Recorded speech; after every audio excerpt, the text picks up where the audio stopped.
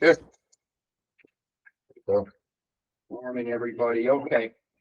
Start with our April meeting, our Transportation, Public Facilities and Public Works Committee. Kathleen, you have attendance. I'm Bill McPartlin.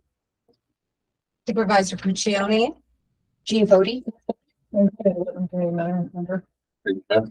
Elena Bennett. Seth Goldstein. Go ahead, guys, say your name. Nicholas Brad. Sophia Trustee. You know, Nicholas Rocker. Mike Peters. And Dan will be just coming in. All right, we got attendance. The minutes for our prior meeting were sent out by email, so I'll accept a motion for those minutes to be approved, please. I move to approve the minutes. Second. Moved and seconded. All those in favor? Aye. Any opposed? None opposed. That's for both sections of the meeting. Okay, so we have a presentation this morning, yes? All right, well, we're going to start with that. So go ahead.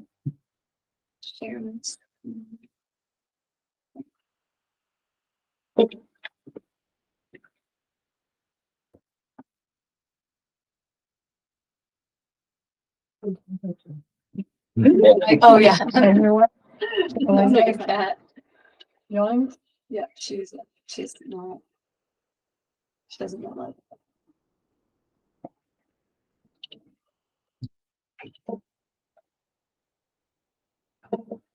So actually, before Sophia begins, I could just set a little context.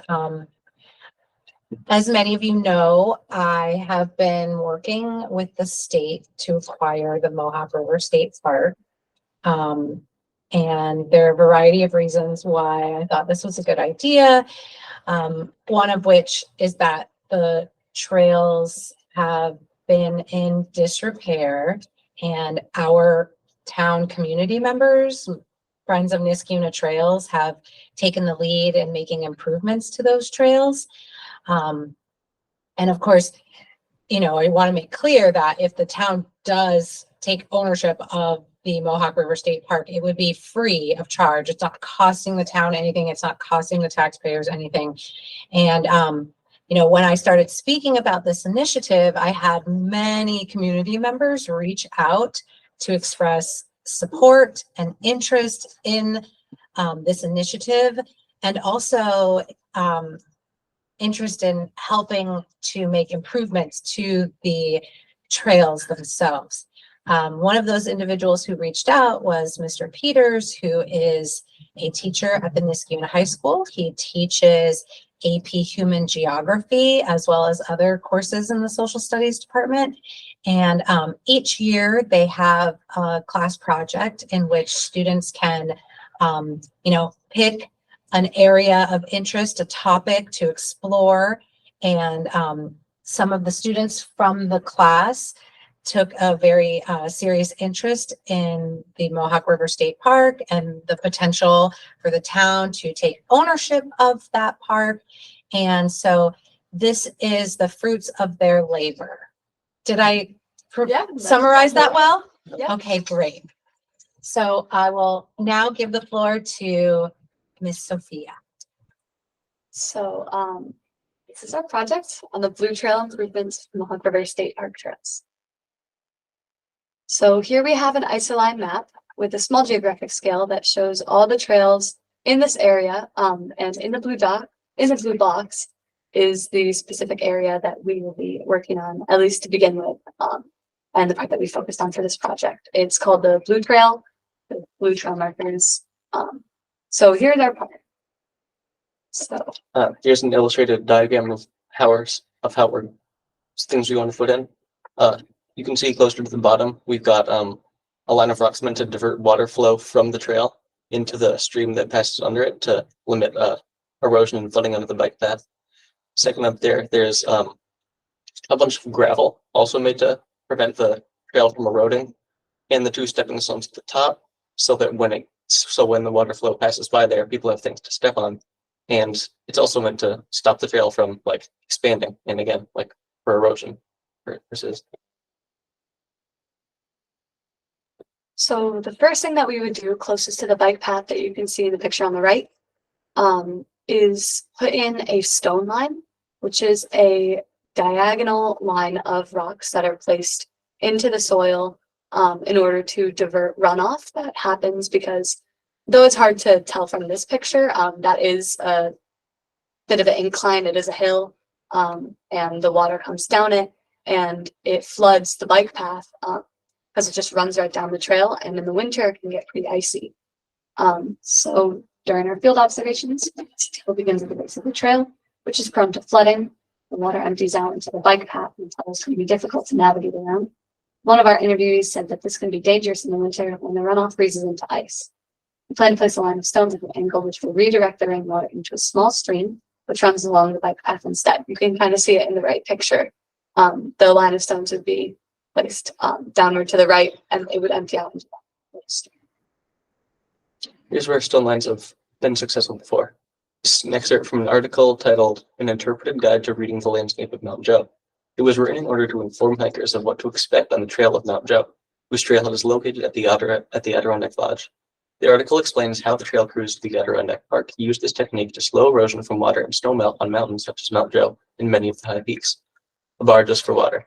This angled group of stones is called a rock water bar. Built by the Adirondack Trail crew, it directs heavy rain or snowmelt off to the edge of the trail, rather than forming a stream down the middle, thus causing soil erosion runoff. The rocks are placed at a 45-degree angle, ensuring water flows down the ditch and will not jump the water bar. This technique is a hardening method that halts steep erosion on even the most heavily used Adirondack trails. The thing that we would do is place gravel in the middle section. In this section of the Blue Trail, it is clear that at some point gravel was placed here in order to fight mud and erosion, which is an effective strategy and one often used on other trails facing flood.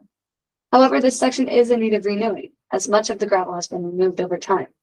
If the town were to replace it with new gravel, the trail would become more flat, as opposed to the V shape it's beginning to take on due to erosion and mud. The gravel would also help filter rainwater and keep the trail dry. So it's been successful before. Gravel and crushed stones are becoming increasingly common as a durable surface material for hiking trails. Often a section of small stones is lined by larger rocks like these in order to hold them in place, or level out a slanted trail. Sections of gravel can be found on Adirondack mountains such as Mount Van Hopenberg, Mount Joe, and many of the high peaks, which proves that this is an effective strategy in increasing the sustainability of the trail. Here are some images of gravel being used to limit erosion, and with the rocks on the side of the trail, also seems to be really effective and looks like a stable trail. The third thing that we would do is place 2 large stepping stones on the end portion of this. At the top of the hill, the trail widens momentarily and there is a large puddle. This was most likely caused by runoff of water from the 2 hills on either side of the trail, as pictured on the right. One of our interviewees has stated that the runoff on certain trails can be very dangerous, and they have fallen due to the ice it causes before. Our plan to improve this section is to place 2 large stones approximately 2 feet in diameter, one after the other, along the eroded section. The stones must be placed low enough into the ground so that people are encouraged to step on them, but not so low that they are lost in the mud. These stepping stones will greatly decrease further erosion and the widening of the trail, while also benefiting hikers by giving them a dry place to step. Here's where this has been successful before. Pictured here is an example of large stepping stones being used as a way to keep hikers from eroding a trail in New Jersey by walking on the soil. Boulders like these are an example of a durable surface which will erode much slower than the soil around them, making them a more sustainable option. These stones must be properly buried in the ground in order to ensure that they do not wobble or move when hikers are stepping on them. So now for interviews. We conducted 3 similar interviews with people in the neighborhood that frequently used the bike path and trails surrounding it. Many of their responses confirmed the benefits of repairing the trails and making them more accessible and safe. Our interviewees said that the trails can be slippery and difficult to hike in the rain, and there are large puddles that you have to step around. The trails can even be dangerous. One interviewee admitted to falling on one of the especially icy trails. 2 of our interviewees noticed that they use the trails multiple times a week, but try to avoid them in the winter due to ice buildup. If our strategies of clearing the trails of stagnant water were utilized, icy trails could be avoided and people would be more inclined to visit the park during. Here are the zoning and planning regulations. These are some of the zoning ordinances which outline the regulations we must follow when redesigning the trail. Rules decided by the municipality or the town of Niskayuna. In 20.02, section 2, maintain the integrity of park land, flora, fauna, scenic vistas, restore and maintain historical and archaeological sites, and provide for the management of all unique, rare, threatened, or endangered species of flora and fauna within designated park preserves and park preservation areas. In 20.02, section 4A, construct necessary facilities including offices, roads, paths, environmental centers, and parking areas on no more than 15% of the land area of each such state park, parkway, historic site, or recreational facility that has been designated a park preserve. Here in 20.02, section 4B, maintain portions of facilities that have been designated park preservation areas in their undeveloped state, limiting development within such areas to appropriate passive recreational facilities. These regulations all require the upkeep of state trails. They express the importance of maintaining the flora and fauna of protected areas, such as the Mohawk River Park. Because of these state regulations, the town of Niskayuna is required to maintain the trails and ensure that they are safe for hikers and sustainable for the wildlife. Our suggested improvements would work to keep the area wild and protect the flora and fauna from erosion.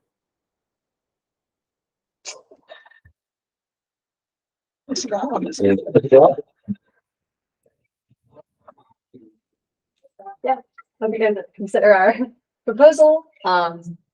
We think this would be a really cool project to take on. And I have experience of lifting shelters, and it is really good work, and it does really help. It's great. Does anyone have any questions? Where do you get the money for the gravel and the stepping stones? I mean, I actually don't know, but I don't think it's very hard to come by, because when I've worked with Trail Group before, we were able to get it pretty quick. So I think we can see it. Did you have volunteers to help do the work? Yeah, we did have volunteers. I worked at the Adirondack Lodge. So there are a lot of trail workers there, and a lot of people do volunteer. And I personally know a bunch of people who love to help and volunteer for the Christina out at the high school. Yeah. You know, be interested in helping out in something like this. I know a bunch of students who would love to do it. Well, as the town supervisor, I am excited about your interest in this park. And I think another next step would be, to get more public interest and involvement and bring this to the attention of the state as well. This is a state park. So when we talk about funding, since the state currently owns these 100 plus acres, it would be up to the state to invest the money to purchase the gravel and the large boulders and things like that, because, infrastructure improvements are costly no matter what. If we as a town take ownership, we will seek additional grant funding to support these projects, whether that's through SAM grants or other grants that are available through the state of New York. We've already identified several that we would be applying for if we do take ownership of this park. And I think that, the next steps of moving your public advocacy forward is to get others interested about this issue, and then have them speak about it, whether it's speaking again at public meetings like this, or at a town board meeting, or writing letters to the local newspaper or to your representatives. It doesn't stop here. And I'm really excited that you came to visit, and I'm thankful that Mr. Peters reached out, and I was more than happy to, have you all work with my office and come and present your findings and your plan. And so as you move forward, if there's anything I can continue to do to help you and moving this forward, and you could also help me moving this forward, I would always love you to be part of that team. That's great. Yeah, I would really love to work on this. And I think we really want to see it get done. And move forward. So I'm excited. It's exciting. Well, We're in the process of trying to obtain that land, but Awesome. we don't, Yeah. it's not ours yet. not ours yet. So that's why I think as the supervisor said with that. I will stay a little bit, but we're hopeful that that's gonna come to fruition and that the town will be taking over that part of the land. And but stay because Jen here also wants to talk about some trail stuff. Yes? Yeah, just wanted to just touch base on a project that was proposed by this natural resources or the first part of the natural resources inventory, which is trying to just take stock of the wildland that's still in Niskayuna. They identified this is one opportunity to increase accessibility of land that we already own to groups of people and have people enjoy land that's wildland that's not used as much as it might be by people, with the hopes that people will value this land in its wild state for a long time. So it's just, I don't know if you guys know the community center up off Aqueduct Road. There's a tract of land, I think it's about 16 acres or so, around the back of the town pool and near the football fields, like where lacrosse and football practices. So there's a proposal to put a trail in. And to me, it just seems like such a great thing because you have so many people that come there, like all the townies that hang out at the town pool all summer with the grandkids sitting in the pool all day. There's a place you could get off in the woods for a short little nature hike. There's Ecos meets at the town community center. The Niskayuna Senior Center works out of that community center. They're there a couple times a week. There's lacrosse and football, which uses the fields, and Devon Wimberly runs athletic programs upstairs there. There's a lot of parents waiting around for their kids at practice.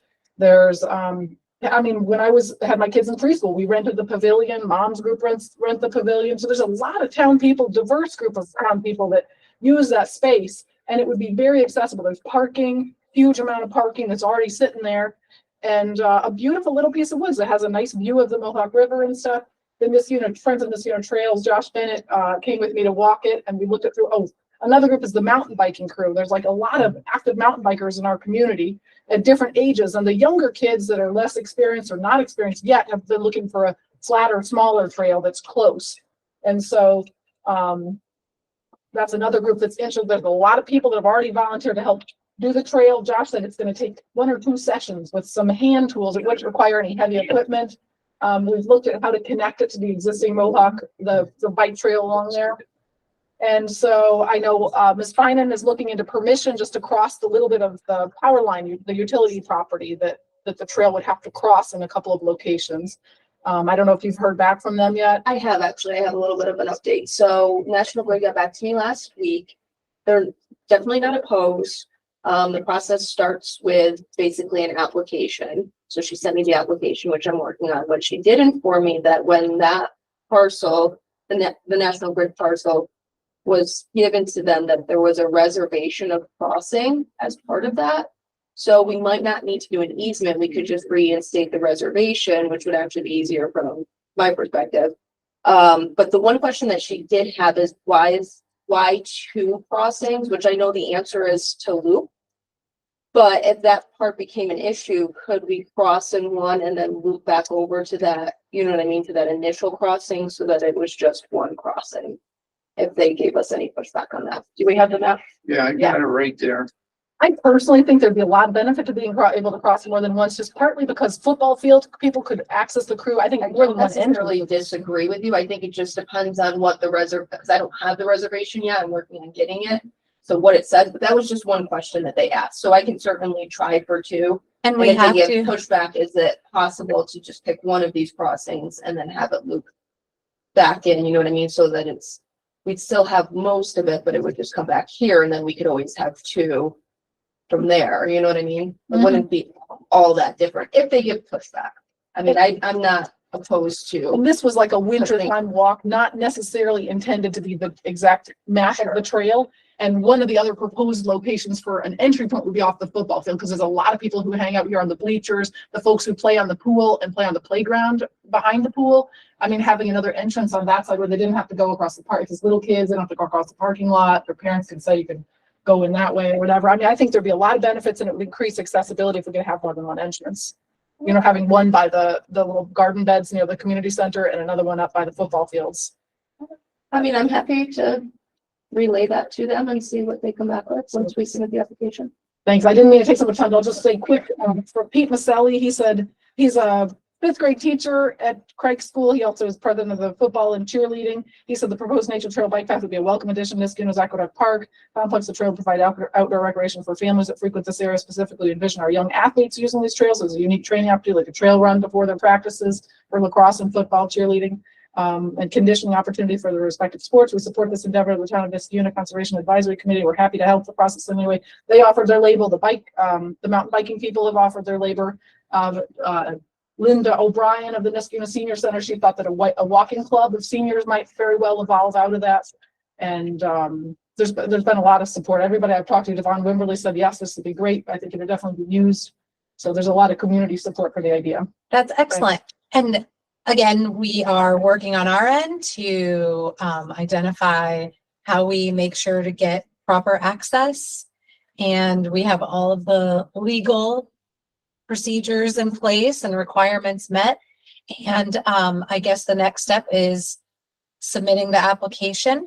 And then when we receive word back, we revisit with the folks who are looking at the trails, as well as Highway Superintendent Ray Smith, to identify, if there are points of entry. I mean, I'm assuming that the Highway and Transportation Department will have some thoughts on these trails. We always like to review what's going on and put our comments in as far as, what we think might be a good idea, and collaborate with the people looking to do the project. So yeah, we like to have a little bit of say in it, and, also if the opportunity arises, offer our help with either resources or whatever. So it's nice that everybody is involved and on the same page. Because ultimately, if somebody is opposed and they see this going on, we got to have answers. It's, you don't want to be having a conversation with somebody in the woods by you cutting this trail. That's kind of our thing. So we like to be on the same page. Absolutely. And also, as with government, there has to be compromise. There has to be, diplomacy and compromise. So as you can see, the group might want access in multiple locations. However, there might be barriers to making that happen, whether it's because of legal issues or safety issues. And so what we have to do as government officials is try to maximize the benefit for everyone. And that often takes compromise.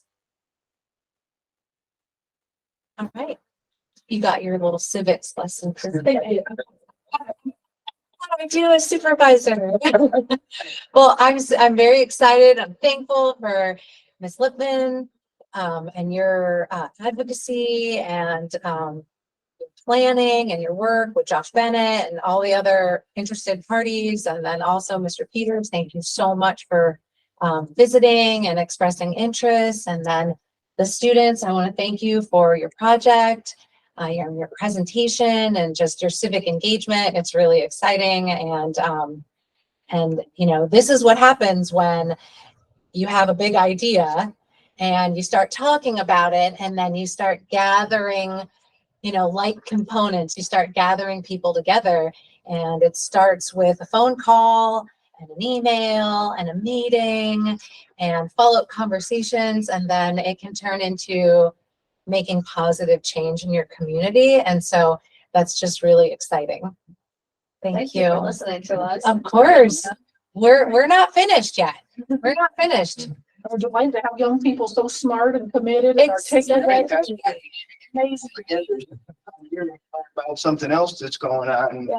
Yeah, last year, even the pool, I would love that. We hang out at the town pool all the time. That'd be really good. Right? Great presentation. Thank you. Thank you for your work. Thank you. Thank you so much. Okay. Good job. You get to the. Yes. You too. Thank you, Dan. Thank you. Very. Give me my map back. Sure. Everything, right?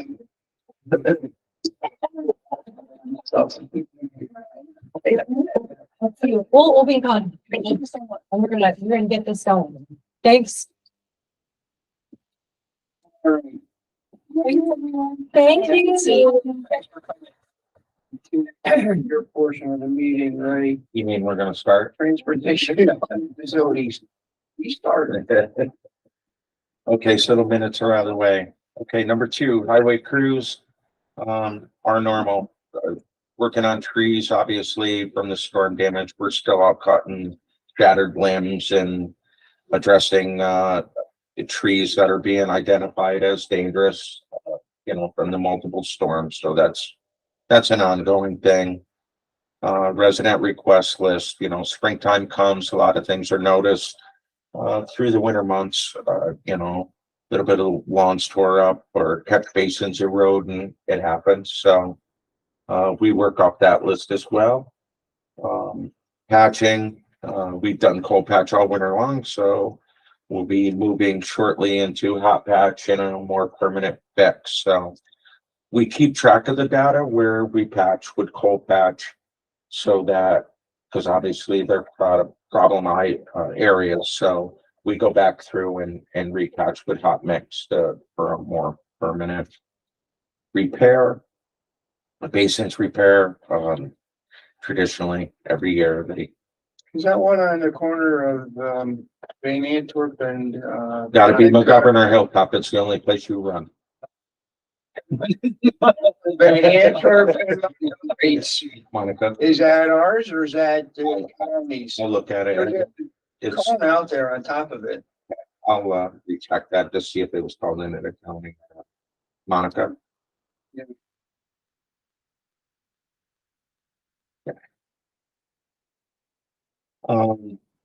Personnel. So an update with personnel. So we had 2 full-time employees that were resoed last month. I got notice yesterday that one of them has declined. We found. He even started the paperwork process, but has declined. So we're back to 1 vacancy open again. But we did have some applications that we had interviewed or hoped to interview through the first process. So we're hoping to have, another name here in the near future. Ray, do you want that back up on the website? No, I have enough to review as of right now. Okay. And then because we had quite a few candidates come in, so I think I have a good enough pool to get some more interviews in. And we're also, we have some summer help that are interested in working, so currently collecting some applications from them. We don't use a whole lot of them like we used to, but a handful are decent, and we got some applications in, so hope to have some names. Yeah. Okay. We've been trying to get the ones that had interest in, so we'll be working on that as well. Number 4, the parks crews, you'll see them out cleaning up the parks. They clean up town hall, plow damage, little spring cleaning, get rid of some of the yuck and mud and stuff like that. They'll be beginning to start cleaning out pavilions, putting picnic tables back, straightening things out. It's hit or miss. They move around. It's by demand. It's by, You'll be getting the calls when the weather turns warm next week. I know, but it doesn't work that way. We're working that way, I but know. it doesn't work exactly that I way. know. Water It has, gets to be 75 degrees. People think, oh, I gotta go to the park and everything should be ready. unfortunately, it's a lot of work for Charlie to turn on all the facilities. Water meters have to be put in, things have to be let out. Plumbing has to be all put together. It doesn't happen in a flick of a switch, so it's a time consuming thing. So you'll see them out doing that. Baseball fields are going well. Dan and Matt, again, thank you. They came out, they did great shots. They're doing a final grid out there. We're getting towards the home stretch down there. Subgrades in, drainage is working awesome. Thanks to everybody involved in that, from layout to the work that was done. I mean, we're getting towards the end. We're just a little fine tuning and some topsoil and some seeds. So although it's a big area, it's gonna take a little bit of time from start of this project to now, we're towards the end. The crews have also, started working in the Fieldstone Trail system, while we had some time and there was snow on the ground. The crews were over there starting to dismantle some of the bridges. Upon dismantling some of them bridges, we had found that the structures themselves were a little bit, in poor condition than we had actually thought. Although they are pressure treated, where the baseboards were connected to them, there was rot. And so, the objective is to remove most of them bridges and put culverts in and a stone path. It will alleviate expensive maintenance down the road. It'll make them more accessible. Right now, they're not much more than a walking trail. So you can't get anything in there. So when a tree comes down back in the trails and it blocks the trails, you can't get anything. You gotta walk a chainsaw, and some of them trails are quite long. Not accessible by machinery. They're not at all. You can't get across the bridges. So the compromise is to put some small culverts in.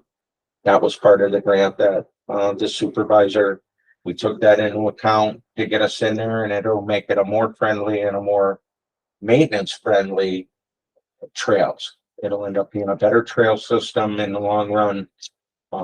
Whether it's wood chips, going in the wet areas, we kind of have a plan, and we can kind of do it in a reasonable manner and at a reasonable cost. So labor's it, and time is our struggle, because everything else is starting up, but it's a good intern to get down there and work on that. So Yeah, I was able to walk the trails with Superintendent Ray Smith, and he's absolutely right about the accessibility and improving it, not just for the hikers, but for our employees to maintain those trails. And it is, residents have an expectation that the parks and our facilities are, kept up to a standard, and it takes time, money, and we were able to allocate those grant funds to making these improvements, which was phenomenal. But also the highway employees who are working on these repairs are just being so thoughtful and innovative, and they take a look at the situation, at the issue, and they come up with a lot of really innovative approaches to solving these problems in ways that save the town money. So I want to make sure to acknowledge that. It's really impressive. Thank you. thank you, and I'm sure they'll appreciate that. Siri agrees. Number 5, yard waste. So the trucks had begun circulating a random circulation on April 3rd. We urge residents to read the flyer, try to be compliant with the flyer so that we can pick up. The guys have done a tremendous amount of work throughout the storms and still continue. Be patient with us. There's a lot of stuff still left out there, and it's Sure, just, it has to be tight. we want it to be as Client, compliant. It's so much easier. I just see a lot. And we did, we serviced a lot of town trees after the storms and stuff that was out by the road. It wasn't an official pickup, but we tried to assist our residents the best we could, what was out by the right of way. So, we have many weeks in this, and that's why weather's getting nice. People are anxious, and they are cleaning up, and we are doing our best, but be patient with us. It's random for a reason on the year, because it's traditionally very, very heavy. So be patient with us and try to be as close to the rules as you can be, so that cuts our time down. and it cuts a lot of work down. So, and we're also currently using our staff to do the back of the yard waste trucks, to try to save some of the money for the temp labor, only because their temp labor is a necessity in the fall when every one of our person is on loose leave and vacuuming. So to try to conserve, we're using our people now until our paving program gets up and going. And so we're able to split the crew and do that in-house as of right now. Lawn damage, we have crews out doing lawn damage right now, lawn repair from winter operations, snow plows occasionally stuff a lawn, tear up a corner, it happens. You know. So the way we do lawn damage and plow damage is the plow driver and his wingman, they fix their own routes. It makes everybody a little more conscious when they're out there plowing. Not that they do it on purpose, but you know, it's remedied a lot better by knowing the driver knowing that he'll be fixing, but puts a little care, you know, they care a little more when they're out plowing. So that's been a long time policy, and we switch them in and out. And you know, when your route's done, you'll go on, say, the garbage truck for a week or so, and then, you know, so that's how we do that.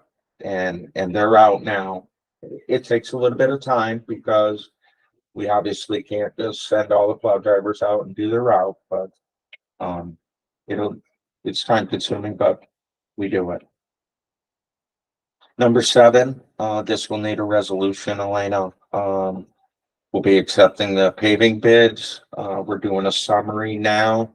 I didn't attach it to this. I'm hoping Betty will finish that up today. I'll get that emailed over to you for a reso. Attached is a surplus list to the agenda for items that will be auctioning off.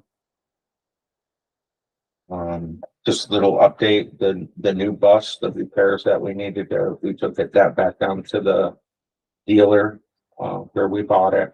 They're making some small repairs that were caught upon buying it. It's still under warranty, so we wanted to get this taken care of before we auction the old bus off. So the old bus is on this list just to get it done when we get the new bus back and we're happy with the repairs and we know we're good to go.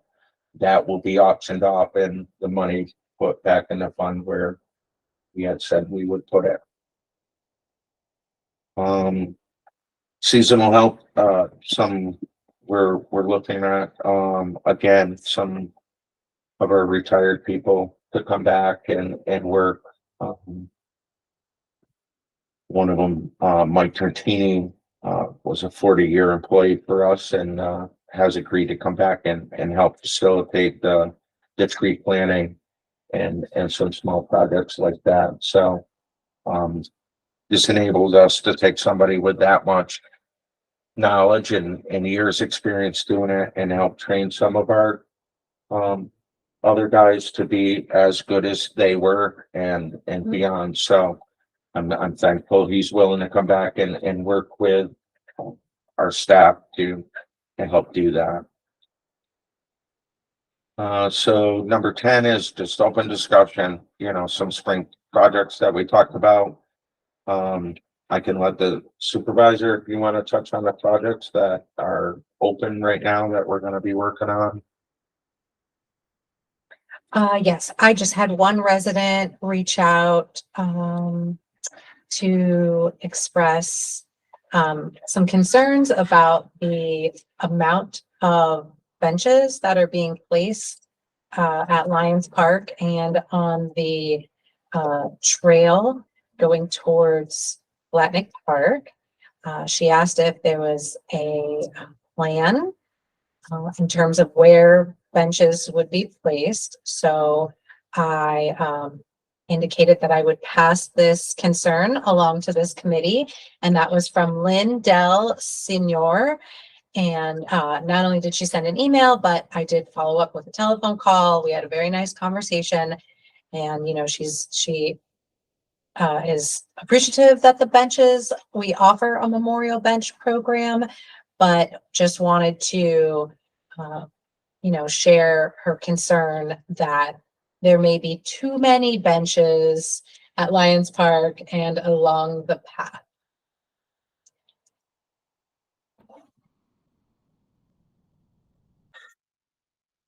So what is about that? No, what I mean, like, what The about the look. number? The look. Perhaps, There are a lot there. I mean, right? I mean, There you is. know yourself, there's a lot of benches, right? So, I think she was, if I could speak for her, she felt like it's good now. And that she was concerned there'd be more along the path, an increase in benches moving from Lions Park towards Blatnick Park.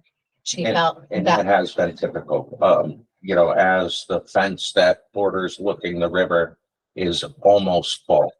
As far as Memorial Bend, there's almost one in every, there's almost no place else to put one. right, I know what there's you're a saying. couple vacancies. People have seen to, as they request to put a bench. You know, now we're working our way down the path and, you know, how far they walk and they sit and, you know, the Memorial Bench program's a good program. But as that park fills up, I mean, the reason they have to meet with me and go there is that, you know, they want them in certain places and we can't mow around them. It's hard to maintain around them. So, you know, I agree with the program. I think it's a good program, but it's beyond me to determine when you cap that or whatever, but that's the way it's going, as more and more people want them right on the edge of the trail going down. And, you know, it's hard enough to mow now and keep brush back and all that. We do have a lot of them. So I mean, that's beyond my to say when we're done. But it is something. Well, it would, your input, it sounds like what you're saying, that we're getting towards the maximum. I don't know how you put a cap on something like that. I mean, the program has Oh, a yeah, sentimental, you know, a meaning behind it, but we have a lot and we're outgrowing our area without it being overwhelmed by benches. and I'm wondering if the potential next step is to survey, you know, the town for, and the parks for other potential locations. So I had another resident reach out inquiring about placing a bench or two near the trail area in River Road Park. So maybe it's also time for us to just take a walk about and see if there's other locations. You know, and it's just, this is residents who are voicing their concerns and their opinions about, you know, an issue. And this is what we do. We bring it to the committee and we discuss and we try to come up with possible solutions and maximize the benefits for everyone. So if I can speak Oh, before yes. before the memorial bench program, the town had benches, certain areas, just like we have picnic tables, certain areas. So, you know, we put what we thought was good for that area without overwhelming it. So just a little bit of back history on what was there before memorial benches. The town supplied, they were cedar benches at the time, and we put a few metal, you know, the new way now is the metal like we did down at the splash pad. They're rubber coated, they last forever, they're clean, that you can go over there and pressure wash them off and they're good. There's no painting, there's no maintenance, very little. They're very sturdy.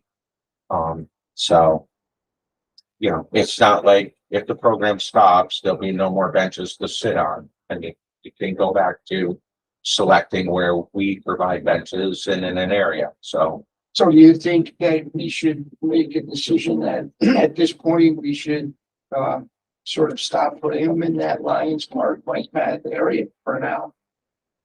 Well, if you only stop in that area, what you're gonna do is create the same thing somewhere else. Well, as opposed to stopping the program, right? Saying we're not gonna do any more. I mean, I wrote my notes, follow up. We can, I think a survey, like Jamie Yeah. said, would probably be good. Yeah. Somebody to look at it and say, you know, where's enough, or even kind of do a survey of that magnitude, looking at what's down there. Maybe you look at other areas, but we're kind of all in agreement that down in Lions Park and the bike path, we're maxed out there. and I think it's common knowledge that Lions Park is the most used park in the area, not only Yeah. in this unit, but in the area. So that, Right. that explains the over amount, because you're gonna put a bench where you go, Where you, where you go. Yeah. right? So, mind you, this is one voice. I run that path all the time.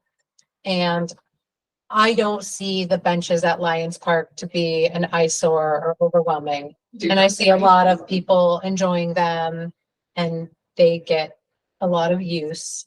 So I just think it's helping us to think through having a more formalized plan. And I think that's wise, like taking a survey of all the parks, potential locations, how many benches we might be able to put, and then that can help us plan for the future. So similar to the Lions Park, if you look out here in the circle, we have a certain Yes. way that you do it. You put it between the trees. You try to make it uniform, so it's not just benches stacked on benches. You try to make it uniform. We're almost done out here as well. Yeah. So not to make it sound like we're just putting them end to end, they're spaced out, they're in a certain way that we've done it, so. Maybe we have to consider maximizing the bench space and have multiple memorial plaques on them, have memorial rocks. I mean, maybe there's other ways we can offer spaces and places for people to memorialize their loved ones. So that could be something we think about too. Well, thank you. I will make sure to email that individual back to let her know we discussed it and our next steps. I have one more quick thing. That was an add-on that's not on the agenda. Okay. Talking stones and pebbles and rocks. So this is a, put it on everybody's but mine. Last page. So our yard waste packer, this is our third one, our spare and when things are heavy. Gonna need a transmission.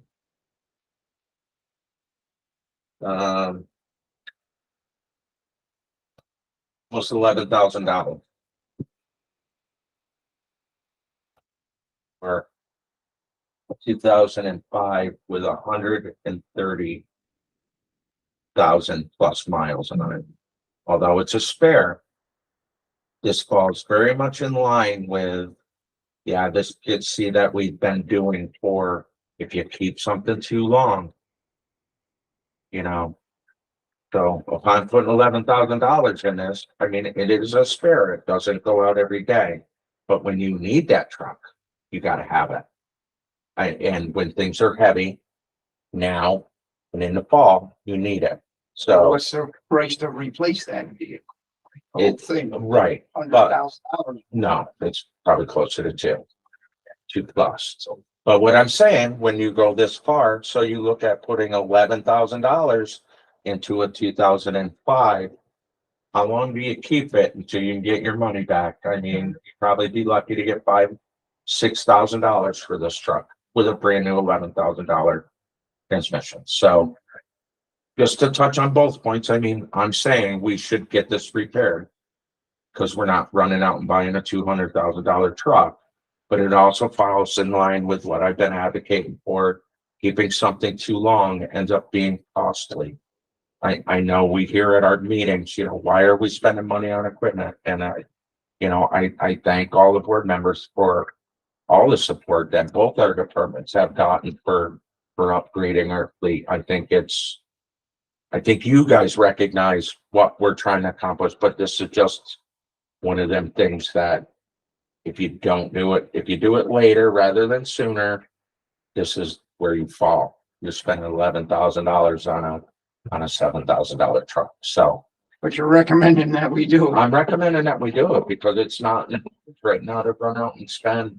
I mean, if we sink 11,000 in it, How many more years you and got? you know what, if we can try to keep it on the road for, another 2 years without taking a big hit next year for equipment and at least give us a foresight of when we should get rid of it. So that would be my recommendation is to repair it for now and get by with, because it is an extra. If it was one of our primaries, I'd be speaking in a different tone. Your resolution for that or just finance? That Yeah, I might made be a just note. over. It's close enough. I'm not sure. I made a note to check. And one last item, can we have an update on the broken in paving? The broken in the lines. Striping, yes. You want to speak? I don't know. Okay. All right, so I went over and met with the owner of the Broken Inn and I met with Mr. Lang last week. Working with the planning department as far as what was proposed for his permit. And our obligation for painting the lines. So a secondary print with some additional measurements were I had requested to make sure that the arc meets. There's been a lot of work in this from both planning and engineering as far as what works, what doesn't. So the highway department, we have to remove 18 feet of curb to create a different parking scenario. It's a concrete curb. We've reached out to the county. We are waiting. We need their permission because that curb is actually falls within the county right away. And it was part of that bigger project that co-op. So we just need permission for them. I proposed a way to remove it and pave over it and paint new lines. So we're on track there. I believe Laura was facilitating a meeting between the highway department, the planning department, and the building inspector. I believe it's early next week. So he can proceed. He's waiting on a building permit and that's not my lane. So, but I believe they're getting close and they're going to accept his proposal. And we're going to do our part as far as painting the lines. The parking lines do fall within the town right away. So we will be painting the lines with a new design. Great, okay, that's good news. I just had occasionally get drainage concerns from residents and I usually stop by and visit if they got, standing water in the backyard or stuff like that. I usually check our maps and then I'll pass on the information to you, when we've got easements or if we've got drainage facilities back there. And so I put a couple in last I week, got that. I think, and I saw you. We'll be So we'll be addressing them and I thank you for actually taking the time because when you give them to me, the easements are there, the drainage line is there. So that's a lot of time on him to pull that up and get me a ready to go execute scenario. So it's nice when we have good mapping. yes, When we got good digital mapping and I think we're making a lot of good progress we are. on that front. And your help has been, and Matt's as well, has been very helpful. Because if we get the call, I have to come up to him and get the map regardless. I work off a paper map, so he has the setup. So, yes, absolutely. Yeah, very good. Appreciate it. All right, Matt, hurry up, got 4 minutes. Okay, very good the minutes. Thank you, Kathy, for putting that all together. 20 items, T-Mobile, that's still. I can open the document and retype the document, still can't open it, so we're working through technical difficulties.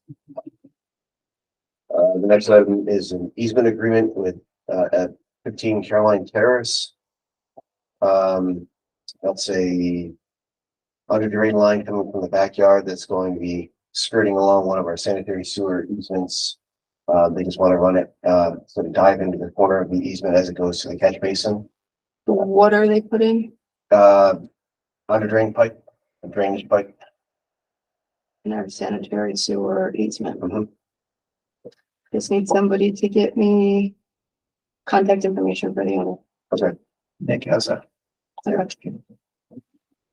next item is another easement agreement at 1306 Rowell Road. We all met over there yesterday to look at it. The homeowner wants to put a pool adjacent to a storm line, and easement, the drainage easement that we have back there. They don't want to put the pool in the easement, and I don't even think the concrete around it, is going to impact the easement, but the fence that's gonna be part of the pool project will eventually need to cross our easement, so we're just going in and getting that moving, and we can give that information as far as the property owner, contact information. That he would sign an agreement that if we had to take the fence down, it's not really gonna impact us the way it was, but he said he would be willing to, sign off that if it had to come down. Retaining walls back there. Yeah, there might The be, retaining wall's Yeah. not in the easement though, right? No, the way we laid it out yesterday is outside the easement. the next item is, tentative resolution to call for public hearing for a sewer extension on Pierce Road. It's the one we've been talking about. Property owner that's interested in the, extension is looking at alternate, options for financing. If they come back to us with a plan, we can go forward with a resolution for an extension. Do the public hearing first and then, And I'm not gonna talk about it now because it wasn't on the agenda, but if you wanna add what is it, Whitmire Drive that we took off? Were they looking for a sewer? yes, I yeah. have an update with an Okay. answer on that I can talk about at the next meeting, anyway, if you wanna add that back to the agenda. Okay, water and sewer maintenance, we still have open positions in the maintenance crew. We do have some applications that we received, and some phone calls generated by the sign that we put back out on Route 7, so that it seems to be working. Yeah, It is. so I'm following up on that, trying to set up some interviews. If I can get some names prior to the board meeting, I'll move forward with that. Purchasing of replacement pickup trucks for the crew. We'll kind of use the same bid that Ray purchased his under, the Onondaga County bid, back on that. Kind of work with the dealer to get some numbers. Hopefully have the information to move forward with that at the board meeting.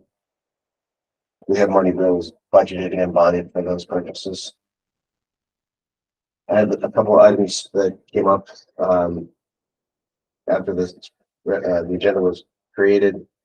We spent, our crews were out on Morrow Road, Morrow Ave until past 3 o'clock this morning, working on a sewer force main leak. We had to abandon the work because the rain was so bad. It was making the hole, hard to work with. And the guys were at almost 24 hours being there. Wow. So we had to send the crew home. We secured the site with lighting and fencing, and we're reevaluating. There is a 0.4-inch culvert that crosses directly over where we think the leak is. So it's such a small leak that we can't find it, and we couldn't find it in the rain because there's just so much water there. So I'm gonna see if Ray, we're good enough to get a couple of guys the other day or yesterday to help us with a couple water breaks. We had 2 water breaks at the same time as we were doing this, so really was stretched really thin to help us with that culvert. And I don't know if you want to stop over there today and meet me and see because it's leaking from underneath the culvert. So I think it runs all the time. So if there's a way to divert or pump around or bypass that culvert so we can dry the hole out so we can identify where the leak is. Me either. Let's see what our best solution. Yeah, I mean, we may end up bringing a contractor in to help with that as well, because it is such a tough hole to work in. But it's gonna take coordination between different departments. It does involve the road, the drainage, and the underground force main. So I appreciate what you guys did yesterday for us, and then anything you can help us with. Well, I appreciate you digging that road before we paved it. Rather than that. Agreed. And then Ray did mention summer help. I do have a summer help person too that wants to come back and paint fire hydrants. So I'll provide the information to Elena for that person. Utility billing, the fourth quarter last year's corporate utility billing reconciliation. Chris is working on the numbers now. Kathy and I will look at them over. If we're happy with the figures, we'll move forward with that for the next board meeting. The spring residential and commercial utility bills will be mailed out next week and will be due on May 24th. And then one additional item that came up after this agenda was created. There's a resident at 1349 Wemple Lane that is looking at having a large water and sewer bill because issues with her meter reading or her meter transmitting a signal and our delay to get to change and fix that situation. We're so far backlogged still because of COVID. Because we had when we read meters, we don't read them. If we don't get a reading, we set an appointment to go into the house and find out.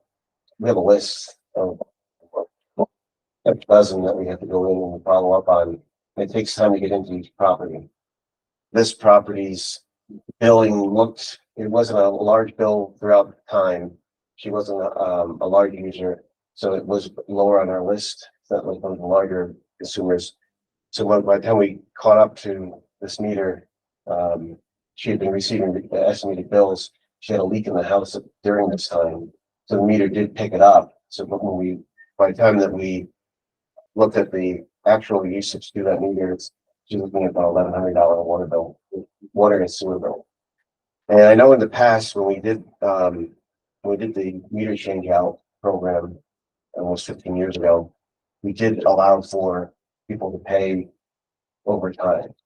And I'm asking if that's a possibility with the payment structure for this person as well. She's not Yeah. here. We can follow up with her. But I think that we need committee or could finance do it, or does it even require committee approval? There's It wouldn't need precedence for it. committee approval.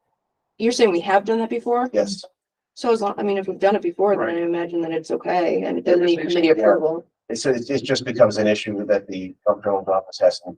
Right, it's her office's. So we'll just have to follow up with that. And I don't know of any other situations where this is gonna happen, and we're catching up now on the list, but this is just unfortunately, some of the leftover impacts of the pandemic. No one wanted us to go in their houses during the pandemic, so we decided, we created a list and we're working through it.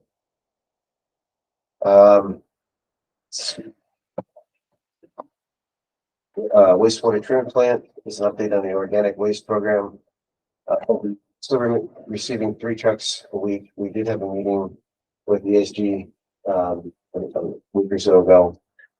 We are planning to ramp up the number of trucks we're getting. We are having a little bit of an issue with the screen or the beast equipment that's there.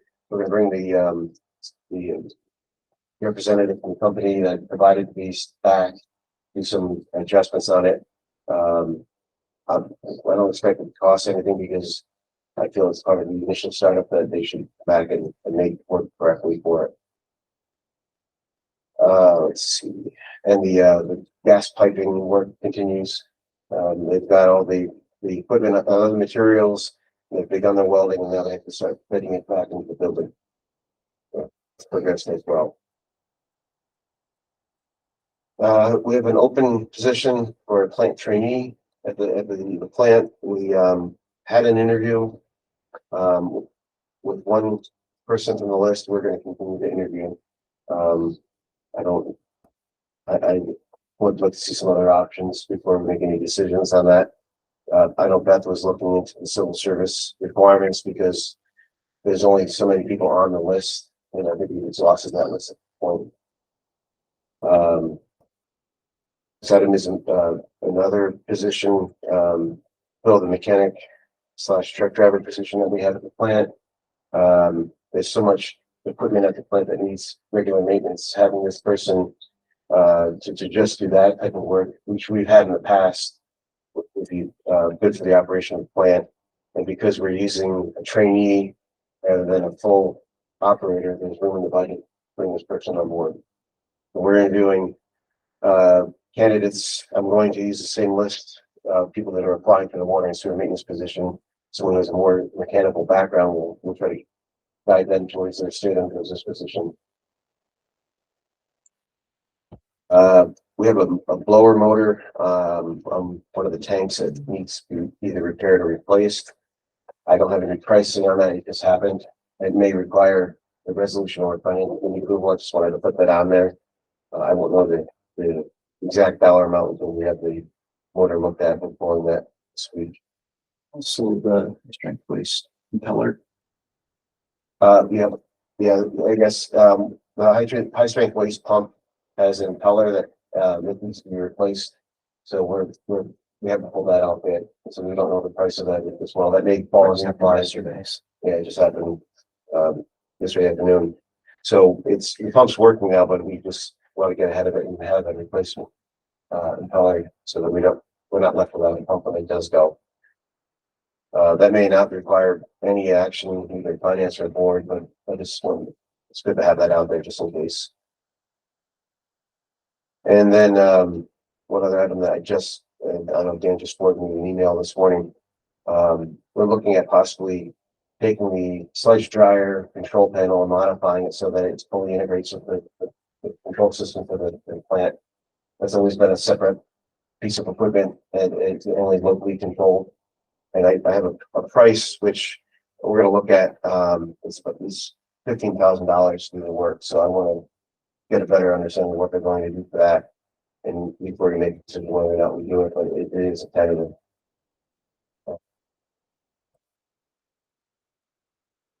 Water treatment plant, the upgrade project is progressing. I want to thank the water and sewer crew and the staff of the water plant. They took on a pretty task of replacing piping and meters at the joint project pump station. It was a large project, included staff from the plant and from the crew. Saved a lot of money by doing that in-house. And there's one other similar task they'll be doing at the Water District 3 pump station, another mechanical project of replacing a meter and some valving. That's planned. It's not going to be this week, possibly next week. But that's going to save quite a bit of money as well. And one other thing, I guess. Oh, water plant. We have a quote from a contractor to make building modifications. It's including 3 new doors and some concrete block work. We had some price, I think it was almost $40,000 for the cost. This newest quote that we have is for $19,000, and which is a great deal. So we want to jump on that and award that contract as well. John, give that information to Elena. Does that require board? That would be board action, right? And we mentioned he's going to use a surplus list. I'm going to have our grout truck added to that list as well, so that we can be ready to sell it when we get our new one in June. The little Elena will have the list, so I guess anything you need, give it to her. Yeah, with serial or minimum. Okay. That's all I had. So you want to speak about, I mean, you've had the last few days haven't been too good with breaks and problems. Yeah, we're flushing right now, so flush fire hydrants identified weaknesses in the system. So we have had we had breaks over the weekend, one breaks and then one breaks yesterday. And then that sewer break on top of it. So our crews have been working nonstop. And like I said, Ray provided a couple guys yesterday to help out as well. But I think the water crew left around 1 o'clock this morning. And sewer crew, I was with them at 3 when they left. And then some went home to sleep and they're gonna come back in later this morning to reassess and see what we want to do with that. It's such a minor leak, but we have to fix it. So Well, hopefully we the weather, appreciate all the work you do and all the work that they do. Well, they've and done a this is lot, All the so- stuff that, you know, a lot of the residents don't know about, right? The time that it takes to do this and the hours, and they're there overnight and doing this work. and we're short staffed right now because we have a couple openings, so that even eats away at their time even more. So I appreciate everything they do, So so that's where we go with interdepartmental help and race and some people and helps. My guys came in today though, but they're season. That's how we make it.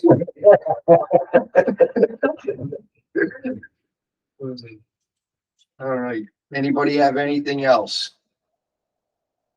All right. And our next meeting is May 4th at 8 a.m. All right. I'll accept a motion to adjourn. Adjourn, seconded. All those in favor? Aye. Any opposed? None opposed. We're adjourned.